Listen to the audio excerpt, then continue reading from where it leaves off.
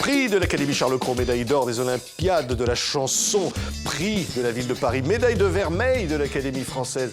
Oh, Robert Charlebois, vous avez toutes les récompenses. Il en manquait qu'une d'ailleurs. Est-ce qu'elle est là? Grand Montréalais, l'Ordre du Canada, l'Ordre du Québec, je l'ai échappé dans la neige. Oui. J'ai jamais retrouvé. Oui, prix du gouverneur général du Canada. Ben... Et puis également, Félix d'honneur pour l'ensemble de votre immense carrière, Robert Charlebois. Et commandeur. Et commandeur. Oui. Désormais, commandeur des arts et lettres, récompensé par la France. C'est trop. Si je les mets toutes, je me noie. Si je tombe à l'eau avec tout ça.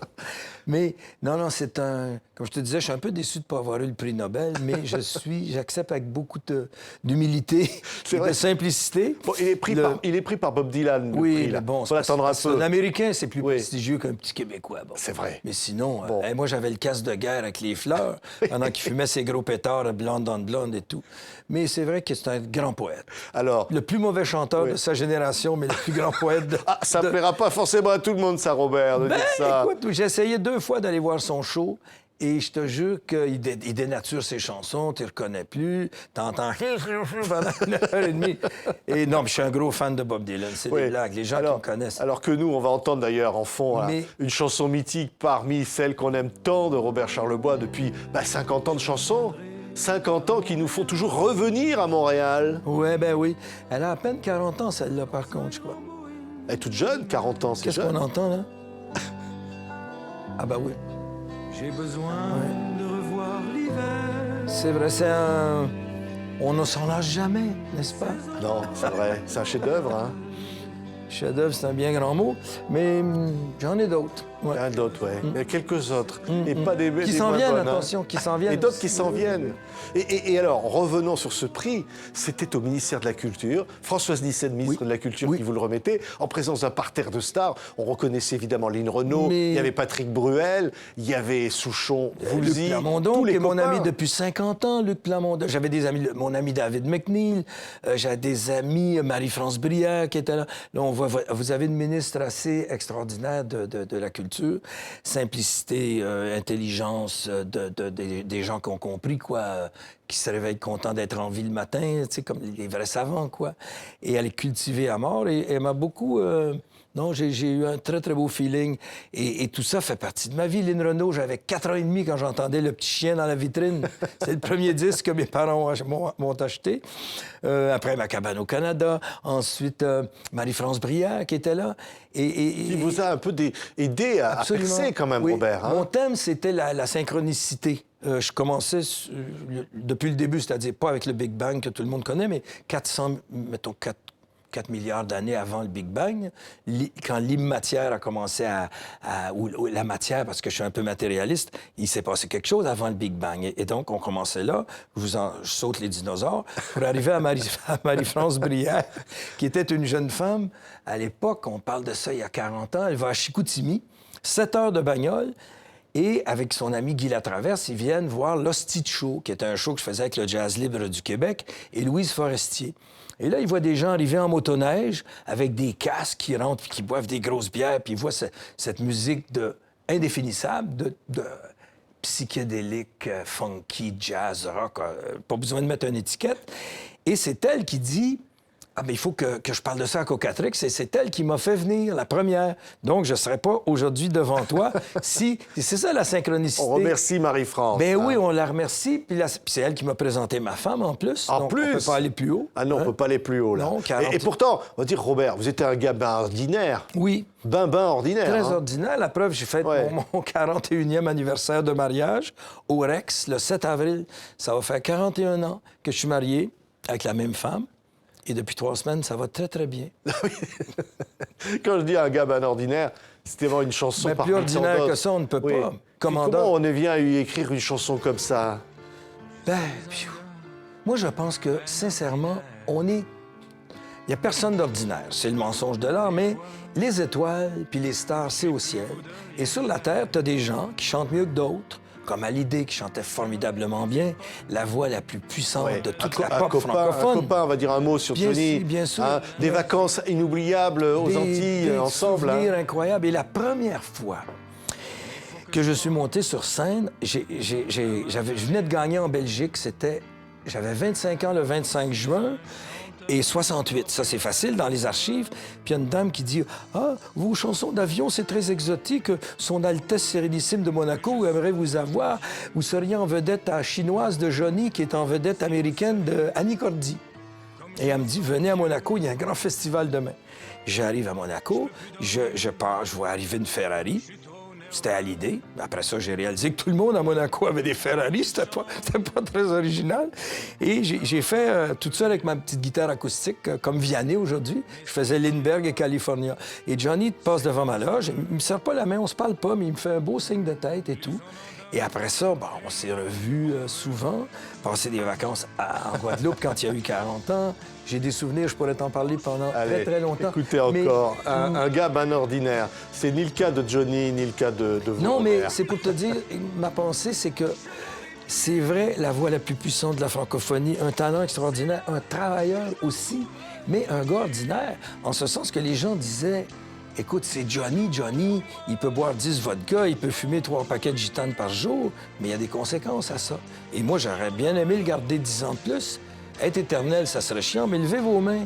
Ceux qui n'aimeraient pas ça, vivre 10 ans de plus. C'est vrai. Hein, derrière, venez toucher à ma main, ceux qui attendent à la télé, là, on va vous compter.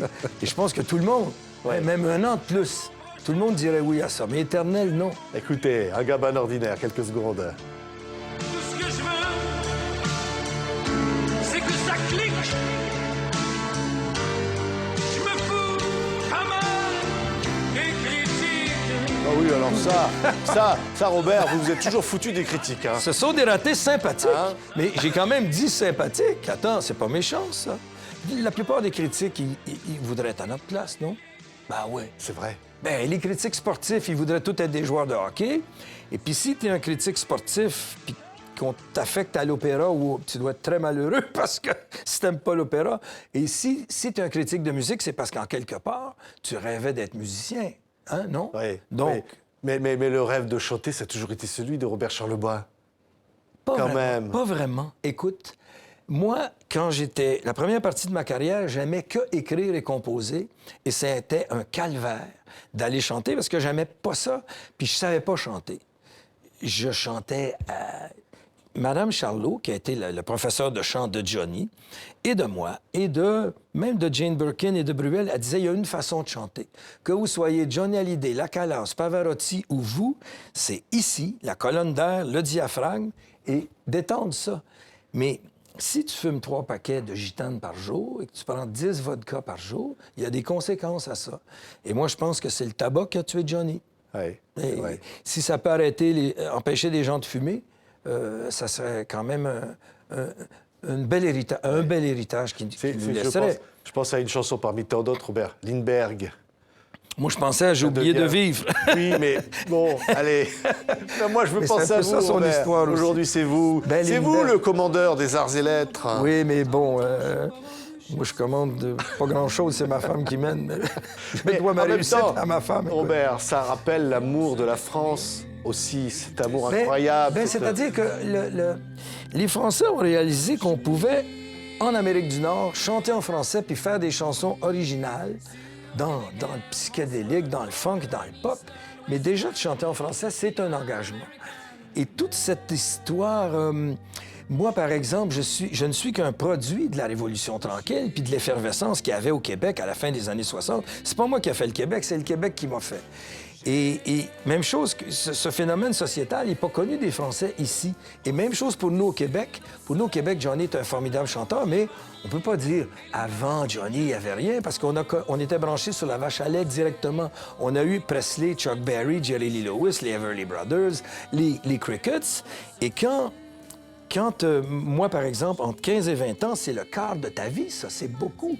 Et quand tu es un adolescent entre 15 et 20 ans, que tu fais toute ta révolution rock'n'roll, tu arrives à 20 ans, tu dis, mais la France, peut-être je me suis intéressé à la France à travers Hallyday, mais je me disais, Hallyday, c'est quasiment du rétro pour moi. C'est comme les Beatles, c'était Chuck Berry puis les Everly Brothers revisités. Sauf quand ils sont arrivés dans les années psychédéliques, puis on travaillait avec George Martin, là, j'ai fait « Wow, qu'est-ce que c'est? » Comme Johnny, ses grandes chansons pop. Mais quand il nous faisait du rock'n'roll, on pouvait pas... Tu comprends? On trouvait ça déjà rétro. Bien Puis sûr. moi, ce qui m'intéressait de la France, c'était ce qu'on n'avait pas. On avait Félix Leclerc, Vigneault, mais les Ferré, les Nougaro, les Gainsbourg, les, Aznavour, Bécaud, Tronès et Notre-Dame, on n'en parle plus, mais tout ce qu'il y avait de Barbara, Brel, Brassens, cette révolution de chansons à texte, de chansons à message, pas intellectuelles, mais de chansons signifiantes. C'est ça qui m'a intéressé, moi, à partir de l'âge de 20 ans, parce que ma révolution rock'n'roll était déjà derrière moi. Oui. Mais j'aime le rock. Oui. Je continue à en faire. À la, Mais- fois les chansons à texte Oui, mais c'est une parenthèse et dans ma aussi vie. du rock et aussi Oui, du c'est psychédélique. la moitié de mon show, le rock. Oui. Le reste, c'est autre chose. Ouais. Oui. Mais je continuerai à aimer ça toute ma vie, du rock. Oui. Parce que ça fait pchit, puis C'est- la salle fait pouf. Oui, oui. Mais puis c'est le fun, c'est facile à chanter. Mais le rock, c'est dès qu'une musique d'énergie. Et t'es limité, puis tout le monde, à un moment donné, a une baisse d'énergie. Et donc, Oui. c'est pas fin, le rock. On a envie mais de c'est vous- très, très Ouais. fort. On C'est a envie- intéressant et amusant. Mais il y a d'autres choses que le rock aussi dans la vie. On a envie de vous dire, Robert, aujourd'hui, enfin, te v'là. Ah ben ça, c'est du rock, par exemple. Ah, ça. te v'là. Et oui, ça, je la fais encore. Et puis, j'ai beaucoup de chansons qui ont marché au Québec énormes, comme Les Talons hauts, que quand je chante au Québec, c'était mon plus gros succès à vie. Et elle avait mis ses talons hauts, son petit foulard à la Bardot. Pourtant, Bardot, elle était connue en France aussi, non? Il n'y a pas que le phoque en ça, Alaska c'est qu'elle clair, a dérangé. Oui. Elle est venue au Québec parler des phoques, mais elle était connue en France, rassurez-moi. Eh bien, les gens ne connaissent pas cette chanson-là du tout. En France, puis quand je leur demande de chanter avec moi, ils font « Elle avait mis ses... » Ils se rendent à talons hauts, puis ça arrête après. Et alors qu'au Québec, les gens, ils savent toute la chanson. Voilà un exemple de nos deux solitudes. Merci, Robert. Ah ben, ça passe trop On a vite. envie- Ah oui, ça passe trop vite, parce qu'on a J'ai même tellement pas envie de vous raconté dire, mes souvenirs avec Johnny. on vous aime comme un fou, Ben comme oui. des fous. Ben écoute... C'est là... Eh bien, moi, je suis en même temps comme un enfant. J'avais jamais de médaille quand j'étais petit. Et puis là, mon métier, c'est d'avoir des médailles. Il faut que je trouve le temps de chanter à travers tout ça. Ça va faire lourd, toutes ces Des médailles. doctorats, des médailles, des doctorats. Eh bien, écoute. Ah oui, c'est ça. Eh bien, voilà. Mais il faut accepter ça avec beaucoup de simplicité et d'humilité. Tu me connais. Humilité, pas avec un grand H. Humilité avec un petit H. Parce que souvent, l'humilité avec un grand H, c'est pour masquer l'orgueil. Et il ne faut pas ça. Il faut toujours se dire, on n'est pas ordinaire, il n'y en a pas deux pareils, mais les stars, c'est au ciel. Sur la terre, il y a des gens qui font bien leur métier, ça s'arrête là. Merci, Robert Charlebois. En tout cas, Robert Charlebois, il n'y en a qu'un. Hein, monsieur le commandeur. Eh bien oui, Ah. commandeur, c'est ma femme qui commande. Moi, je décide que c'est elle qui commande. Merci, Robert Charlebois.